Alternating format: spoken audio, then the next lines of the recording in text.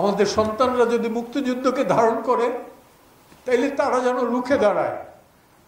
আল বদর, আল শামস, রাজাকার এই গঠন করা এবং 14ই ডিসেম্বর এই যে বুদ্ধিজীবী হত্যা, এটার তো রচয়িতা এবং এক্সিকিউশনে জামাত। এই জামাত কিন্তু 47-এর আগে পাকিস্তানের পক্ষে ছিল না।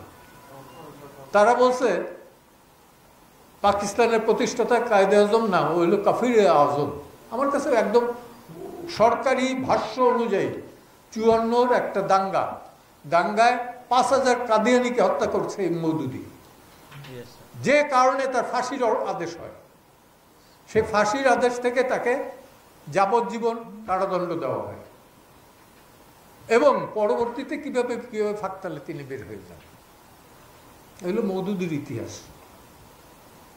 আমরা জানি না, আমরা মনে করি যে জামাত ইসলাম মানে ইসলাম, ইসলাম বললে ইসলাম। এরা যে ফক্কর ধান্দাবাজ সেটা আমাদের মাথায় নাই। এই দিন না দিন আরো আছে।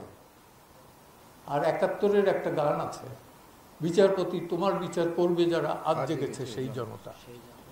আমি বক্তব্য দীর্ঘায়িত করবো না, শুধু বলবো বিচারপতি তোমার বিচার করবে যারা, আজ জেগেছে সেই জনতা।